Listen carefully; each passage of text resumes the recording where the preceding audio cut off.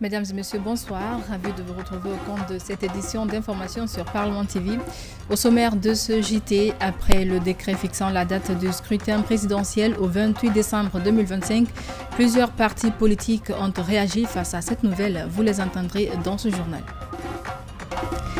Et puis la CEDEAO se tourne vers l'intelligence artificielle. À l'issue de son sommet parlementaire à Portacourt, les États membres ont défini un cadre de recommandations pour relever les défis et saisir les opportunités de l'IA.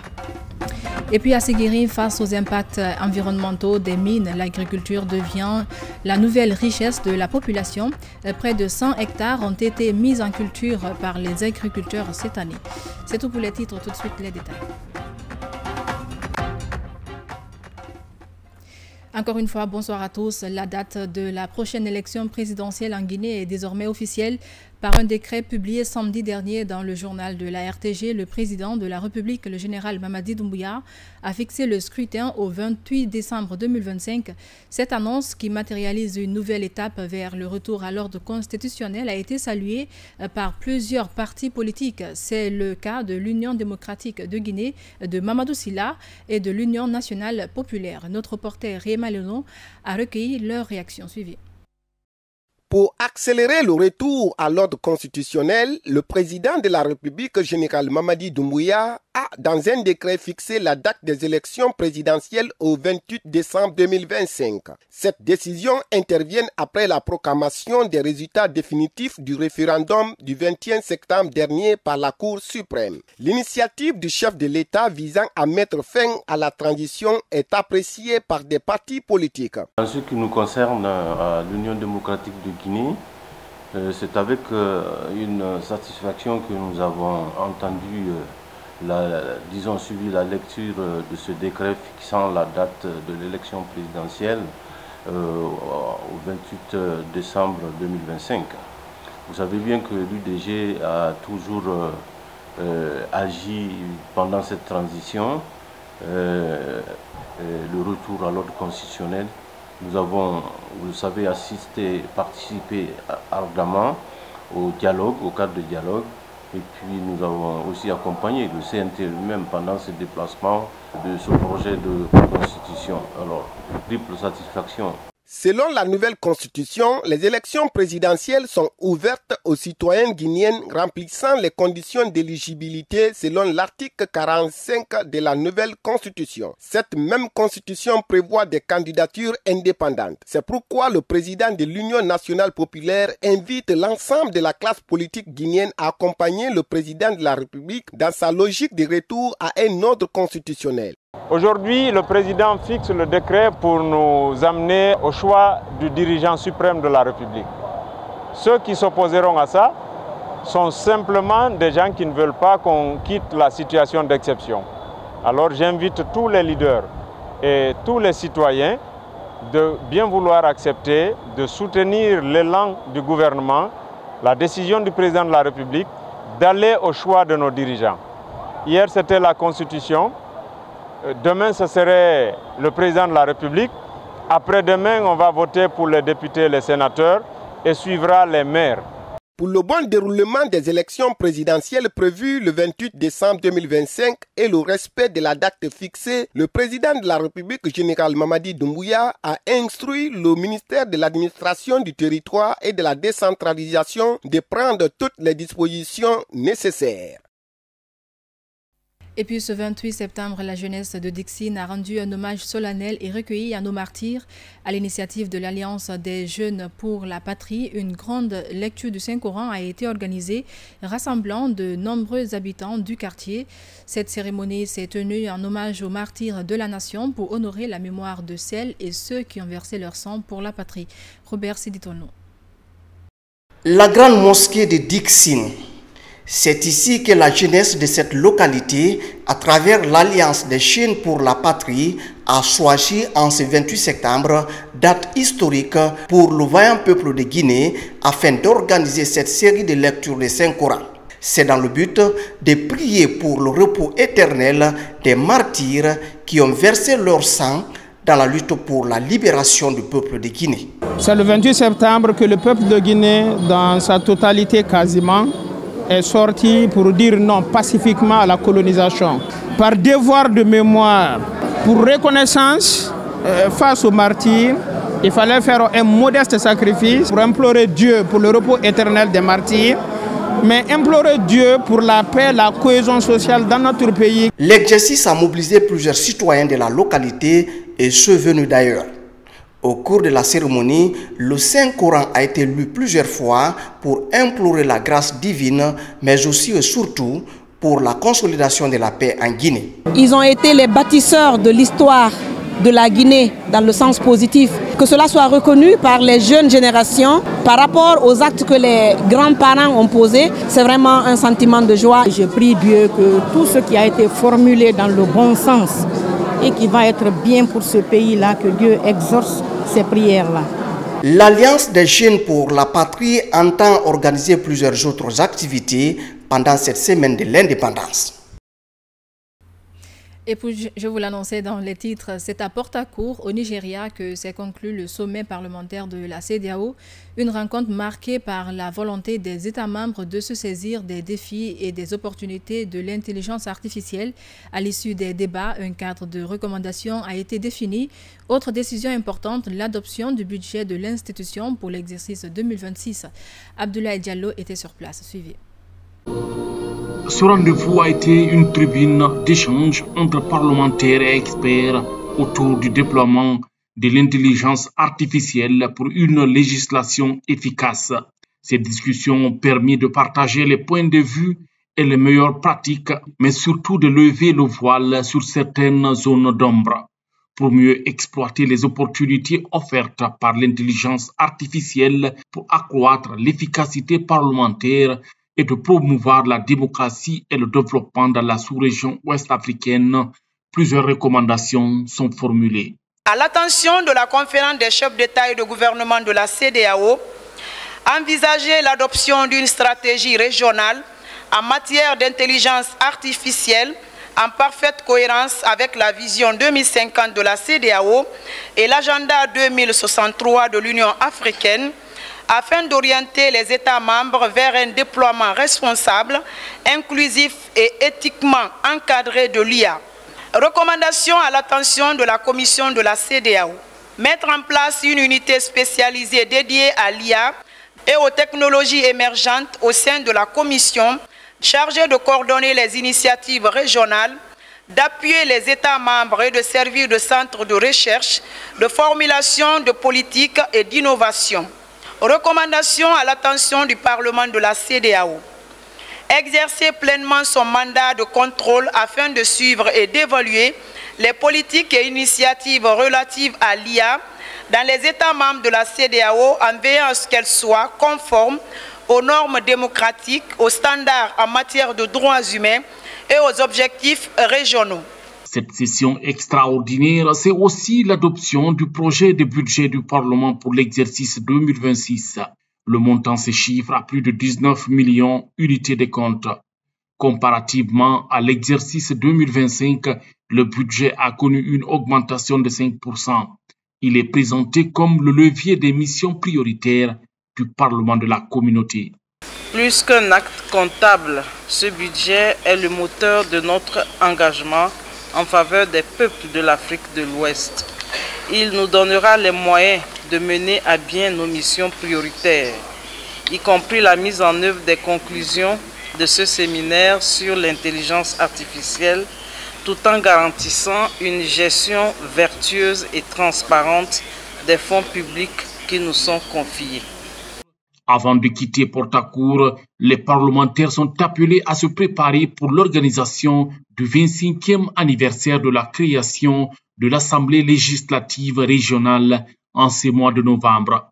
Cette célébration marquera un focus sur les réalisations au fil des ans, malgré les défis auxquels la région est confrontée. La gestion des déchets, un défi quotidien pour de nombreux Conacrica.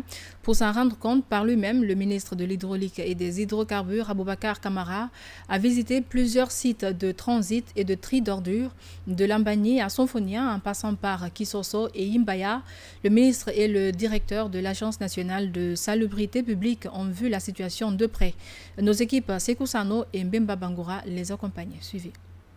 Depuis le transfert de la gestion des déchets à son département, le ministre de l'Hydraulique et des Hydrocarbures a fait de la lutte contre l'insalubrité l'une de ses priorités. C'est dans cette dynamique qu'il a entrepris cette tournée sur les sites de transit, de tri et de valorisation des ordures afin de constater de visu les réalités du terrain. Quand on voit Conakry, il y a de cela une trentaine d'années, c'était l'Eldorado, c'était l'une des villes les plus propres de la sous-région. Aujourd'hui, avec tout ce qui s'est passé, on se rend compte que malgré les efforts du gouvernement et la bonne volonté des acteurs qui sont sur le terrain, on sent qu'il y a encore, disons, un gap en ce qui concerne toute la chaîne de valeur. Mais l'heure n'est plus au discours. Pour moi, il faut se mettre au travail, redoubler d'efforts, essayer de transformer les défis en opportunités. Au-delà des zones de transit et de tri, le ministre Aboubacar Camara s'est également rendu sur les chantiers de boues de vidange dans les communes de Sonfonia et de Gbessia. Là, les travaux évoluent à un rythme satisfaisant. On compte achever les travaux au mois de novembre, fin novembre 2025. Ça, c'est pour la station de Sonfonia. Et pour la station de Imbaya, on compte démarrer les travaux en octobre 2025. Pour être achevé, Inch'Allah, vers la fin 2026. Dans toutes les localités visitées, les responsables des PME intervenant dans la gestion des déchets et les autorités communales ont salué cette initiative du ministre. Et si on voit la visite de notre ministre dans une ZTT, on pense que les dés sont lancés et on s'attend aux meilleurs résultats. Il ne faut pas occulter le nombre d'emplois créés par ces PME-là aujourd'hui. On a créé plus de 3000 emplois et qui sont bien payés. Nous sommes très fiers de voir aujourd'hui un ministre qui se déplace pour la première fois d'être ici. Donc, qu'il soit vivement remercié. Maintenant, quant à la gestion des ordures dans notre commune, nous sommes impliqués à tous les niveaux. Parce que c'est la commune qui a signé la délégation de service avec les PME. Cette tournée témoigne de l'engagement du ministère de l'Hydraulique et des Hydrocarbures à améliorer la gestion des déchets en Guinée et à renforcer la lutte contre l'insalubrité dans les zones urbaines. Ce 29 septembre, les professionnels de la santé organisent la Journée mondiale du cœur. L'objectif pour eux est d'alerter le public sur les maladies cardiovasculaires, ces pathologies qui restent la première cause de mortalité dans le monde. Il s'agit de mieux faire connaître les facteurs de risque et surtout les moyens de les prévenir. À cette occasion, notre reporter Justine Finda Tonguidon s'est rendue au service de cardiologie du CHU Ignace-Dine. Suivez. Le cœur est cet organe essentiel sans lequel l'être humain ne peut fonctionner. Il a pour rôle de faire circuler le sang dans l'organisme.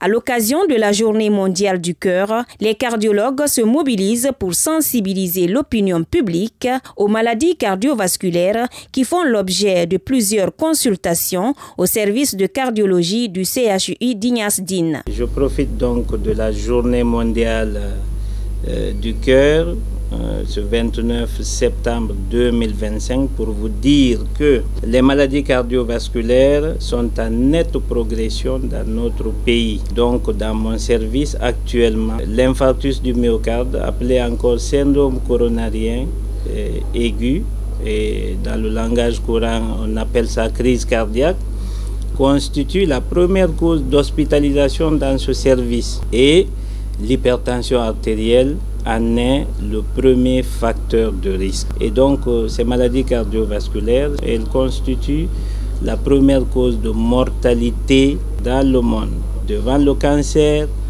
devant les maladies infectieuses. En tant qu'adulte, à partir de 40 ans, on doit aller une fois par an au moins à l'hôpital pour se faire dépister. Dépister l'hypertension, le diabète, connaître le niveau de cholestérol. En En Guinée, les maladies cardiovasculaires touchent beaucoup plus les personnes âgées. Mais au dire des spécialistes, personne n'est à l'abri. Toutes les couches sociales sont concernées. Les traitements sont pluridimensionnels, c'est-à-dire qu'il y a une combinaison de certains changements de mode de vie. C'est-à-dire vous faites une alimentation équilibrée, vous faites un exercice physique régulier, vous évitez le stress, vous évitez le tabac, la surconsommation du sel et autres, vous pouvez réduire à 60% la survenue d'une maladie. C'est pourquoi ces mesures-là sont comme si c'est une prescription médicale. Les maladies cardiovasculaires constituent 31% des mortalités dans le monde, selon les statistiques de l'Organisation mondiale de la santé. C'est pourquoi les médecins invitent la population à se faire consulter pour prévenir ces maladies. Honorer nos aînés, c'est l'objectif du gouvernement à l'approche de la Journée internationale des personnes âgées célébrée chaque 1er octobre. À Kourou, par exemple, dans la préfecture de Dalaba, des femmes et des hommes octogénaires, nonagénaires et même centenaires ont été officiellement honorés. Une action concrète du ministère de la promotion féminine qui s'inscrit dans la vision du président de la République, le général Mamadi Doumbouya. Abdoulaye Soin de Diallo. Ici, dans le district de Kourou, sous-préfecture du même nom, vivent depuis des décennies des seniors communément appelés personnes âgées. Ils sont 5 à mener leur vie dans la tranquillité. J'ai fait le tour de la Guinée. J'ai fait le commerce avant de revenir ici, pratiquer les travaux champêtres. Le conseil que je donne à cette jeune génération, c'est la patience et l'endurance. Ne pas rester oisif, savoir se faire occuper pour être utile. À côté de ce doyen vivent aussi Hadja Aï Kabia Diaby et 2 sœurs, Mbalou Touré, dont la moins âgée a 85 ans. Malgré ce grand âge, la lucidité et le dynamisme de ces trésors vivants restent intacts. La centenaire Tierno Diali Touré est encore apte à labourer avec la daba traditionnelle. L'agriculture est mon activité principale et celle de mon père. Mon âge se chiffre à 102 ans. Je continue toujours à cultiver petit à petit parce que je ressens parfois des douleurs lombaires qui m'empêchent de travailler. Je suis centenaire et j'ai connu la période coloniale. En ce moment, j'étais jeune. Le gouvernement guinéen attache du prix aux personnes âgées pour leur permettre d'être valorisées et bénéficier de tous les soins. C'est des personnes à entretenir parce que c'est des bibliothèques. Donc les autres personnes doivent s'approcher de ces seniors pour connaître l'histoire de notre pays. À l'occasion de la Journée internationale des personnes âgées, célébrée le 1er octobre de chaque année, le ministère de la promotion féminine, de l'enfance et des personnes vulnérables, à travers la Direction nationale des personnes vulnérables, reste solidaire vis-à-vis des seniors. C'est une palme qu'on doit leur décerner et les distinguer, cela relève de notre choix, de notre ambition d'être fidèles aux idéaux du CNRD. Ce dont elles souffrent le plus, c'est moins des questions de santé que des questions liées à l'isolement.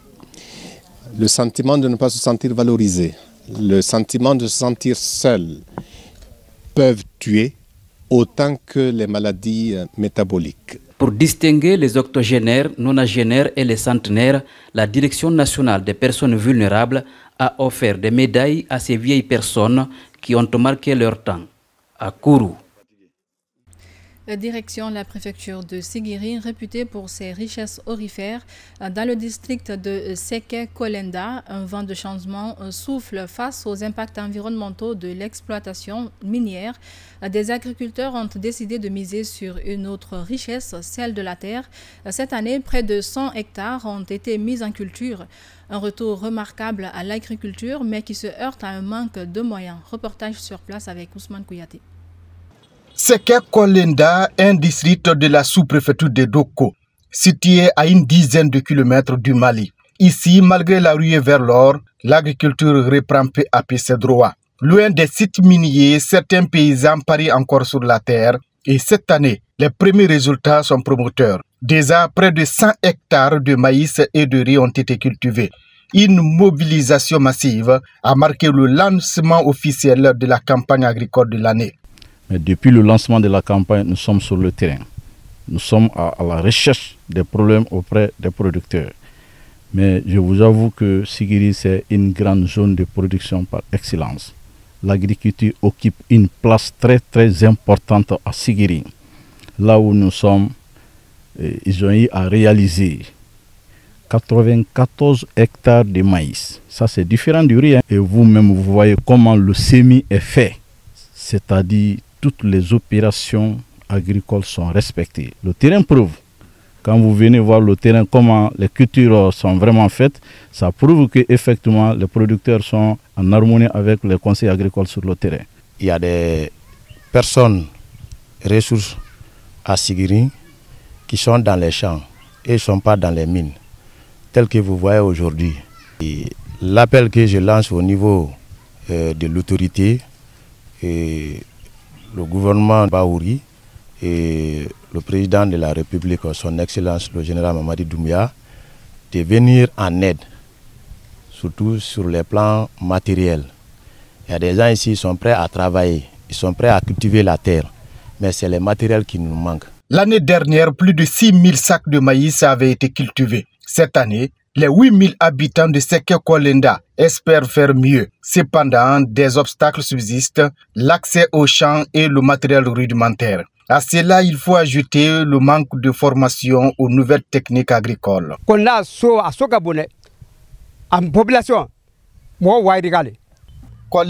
est très peuplé. Nous cultivons avec les moyens rudimentaires.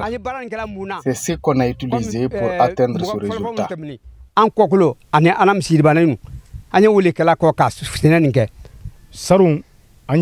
L'année dernière, on a eu 6000 sacs de maïs. Mais si on avait le matériel nécessaire, on aurait gagné plus. Mais